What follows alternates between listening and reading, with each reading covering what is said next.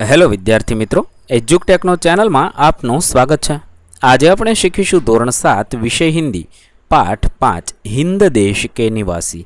પાઠ 5ના અભ્યાસ અને સ્વાધ્યાયના પ્રશ્નોના જવાબની અહીં આપણે સમજ મેળવીશું। તો ચાલો શીખીએ પાઠ 5 હિન્દ દેશ કે નિવાસી। સૌપ્રથમ આપણે અભ્યાસના પ્રશ્નોના જવાબની સમજ મેળવીએ। प्रश्न नंबर 1, निम्नलिखित प्रश्नों के उत्तर दीजिए। 1, हमारे देश की क्या विशेषता है? जवाब में लखी शकाय, हमारे देश में भिन्न भिन्न रंग रूप और पहनने वाले एवं अलग अलग भाषाएं बोलने वाले लोग रहते हैं। इसके बावजूद यहाँ के लोग एक है। इस तरह विविधता में एकता ही हमारे देश की विशेषता है। सवाल नंबर 2, सभी नदियाँ कब एक होती है? जवाब में लखीशु, सभी नदियाँ अलग अलग स्थानों से निकलती है, उनके बहाव भी अलग अलग है, परंतु जब वे सागर में मिलती है तब एक हो जाती है। 3, सभी धर्मों का सार क्या है? सभी धर्मों का सार एक ही है, मनुष्य को बुराइयों से दूर रखना और उसे उन्नत बनाना। प्रश्न नंबर 2, शब्द पंखुड़ियों को उचित क्रम में रखकर वाक्य बनाइए। अहींया शब्द पंखुड़ियों आपेली है, तेने योग्य क्रम में गोठवी वाक्य बनाववानुं छे। पहलुं वाक्य बनशे, हम भारत देश के निवासी है। बीजा फूलमांथी वाक्य बनशे, कोयल की आवाज़ मधुर होती है। तीजा फूलमांथी वाक्य बनशे, हमें फूलों की तरह हंसते रहना चाहिए। प्रश्न नंबर 2, गोले में से शब्द चुनकर अर्थपूर्ण वाक्य बनाइए। अहींया वर्तुळनी अंदर शब्दों आपेला छे, ते शब्दों उपयोग करी आपणे अर्थपूर्ण वाक्य बनाववानुं छे। पहलू, सोहन पढ़ रहा है। 2, सोहन खेल रहा है। 3, रीनल पढ़ रही है। 4, रीनल खेल रही है। 5, मेघा पढ़ रही है। 6, मेघा खेल रही है। 7, हरीश पढ़ रहा है। 8, हरीश खेल रहा है। આવી રીતે તમે શબ્દનો ઉપયોગ કરી વાક્ય બનાવી શકો છો। પ્રશ્ન નંબર 3, કાવ્ય પંક્તિઓ का भावार्थ समझाइए। हिंद देश के निवासी सभी जन एक है, रंग रूप वेश भाषा चाहे अनेक है। अहींया काव्य पंक्ति आपेली है, तेनो भावार्थ थशे, भारत देश में रहने वाले लोगों के रंग रूप पहनावे और भाषाएं भले ही अलग अलग हो, परंतु वे सब लोग एक है। यहाँ रहने वाले सभी लोगों की मातृभूमि भारत ही है। प्रश्न नंबर 4, औरत और लड़की के स्थान पर क्रमशः आदमी और लड़का रखकर परिच्छेद फिर से लिखिए। एटले के अहींया एक फकरो आपेलो छे, तेनी अंदर ज्यां ज्यां औरत अने लड़की शब्द वपरायो छे त्यां औरतनी जग्याए आदमी अने लड़कीनी जग्याए लड़का राखी अने आपेलो फकरो फरीवार लखवानो छे। तो फकरो लखी शकाय, एक मोटा आदमी जा रहा था, पीछे पीछे एक लड़का चल रहा था। लड़का छोटा और पतला था। आदमी को पता चला तो घूर कर बोला, ए लड़के, मेरे पीछे पीछे क्यों चल रहा है? लड़का भोलेपन से बोला, मैं तो केवल छांव के नीचे चल रहा था। આવી રીતે આપણે આપેલા શબ્દને આધારે નવો ફકરો બનાવી લખવાનો છે। હવે આપણે સ્વાધ્યાયના પ્રશ્નોના જવાબની સમજ મેળવીએ। પ્રશ્ન નંબર 1, निम्नलिखित प्रश्नों के उत्तर दीजिए। 1, हिंद निवासियों में कैसी विविधताएं हैं?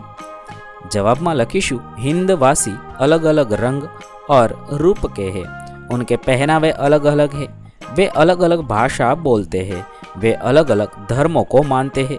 इस प्रकार हिंदवासियों में अनेक प्रकार की विविधताएं हैं। 2, माला में कौन कौन से फूल एक रूप हुए हैं? जवाब में लखीशु, माला में बेला, गुलाब, जूही, चंपा, चमेली आदि तरह तरह के फूल एक रूप हुए हैं। 3, इस कविता में किन नदियों का उल्लेख है?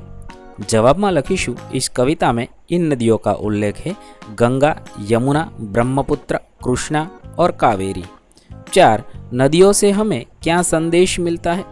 जवाब में लखीशु, हमारे देश में अनेक नदियाँ हैं, उद्गम स्थान अलग अलग है, वे अलग अलग मार्गों से बहती है, लेकिन अंत में वे सागर में मिलकर एक हो जाती है। इन नदियों से हमें यह संदेश मिलता है कि जैसे नदियाँ अलग अलग होकर भी एक हो जाती है, उसी तरह हम भारतवासी अलग होने पर भी एक होकर रहते हैं। प्रश्न नंबर 2, कोष्टक में जो शब्द समानार्थी नहीं है उस पर वर्तुल कीजिए और समानार्थी शब्दों का वाक्य में प्रयोग कीजिए। એટલે આ કોષ્ટકની અંદર 4 કોષ્ટક આપેલા છે, તેની અંદર 4 શબ્દ આપેલા છે। એ શબ્દમાંથી જે શબ્દ સમાનાર્થી નથી ને એના ઉપર વર્તુળ કરવાનું છે અને બાકી 3 શબ્દોના વાક્ય બનાવવાના છે। પહેલું કોષ્ટક છે એની અંદર પંથ, રાહ, પેર અને રાસ્તા 4 શબ્દ છે, તેની અંદર પેર એ અલગ પડતો છે, બાકી 3 સમાનાર્થી છે। હવે એ 3 શબ્દોના વાક્ય પ્રયોગ કરીએ। પંથ વાક્ય બનાવી શકાય, યહ પંથ સરળ નહીં હે। બીજો છે રાહ, વાક્ય બનાવીશું મુझे નઈ રાહ મિલ ગઈ। 3 રાસ્તા, વાક્ય છે યહ સીધા રાસ્તા હે। ત્યાર પછી બીજો કોષ્ટક આપેલો છે એની અંદર કાંટા, તો કુસુમ, વાક્ય છે યહ चमेली का कुसुम है। बीजू पुष्प, तो कमल के पुष्प जल में होते हैं। ત્રીજું ફૂલ, તો यह कितना प्यारा फूल है। ત્યાર પછી આગળ જોઈએ अनूठा, निराला, अनोखा, आम ए अलग પડતો છે। एक अनूठा, तो वाक्य છે यह चर्चा के लिए अनूठा विषय है। बीजू अनोखा, तो उसने अनोखा रास्ता पकड़ा।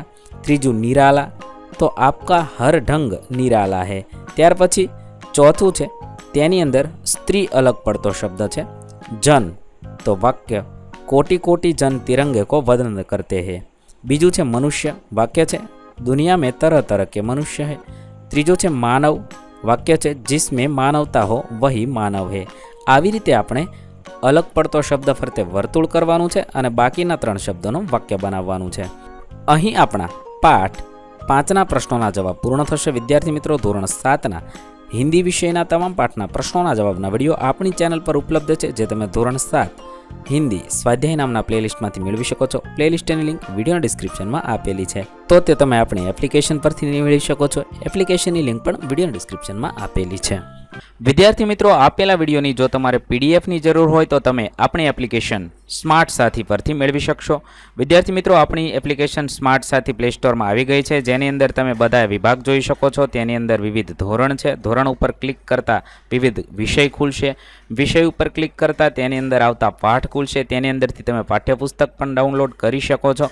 તેની અંદર આપેલા પાઠમાં ક્લિક કરતા તમે પાઠની પીડીએફ, સ્વાધ્યાયની પીડીએફ, સ્વાધ્યાયન પોથીની પીડીએફ, પાઠના વિવિધ વિડીયોઝ, સ્વાધ્યાયના વિડીયોઝ, સ્વાધ્યાયન પોથીના વિડીયોઝ બધું જોઈ શકો છો અને ડાઉનલોડ પણ માત્ર એક ક્લિકમાં કરી શકો છો। વિદ્યાર્થી મિત્રો, આપણી એપને સપોર્ટ કરજો, ડાઉનલોડ કરજો।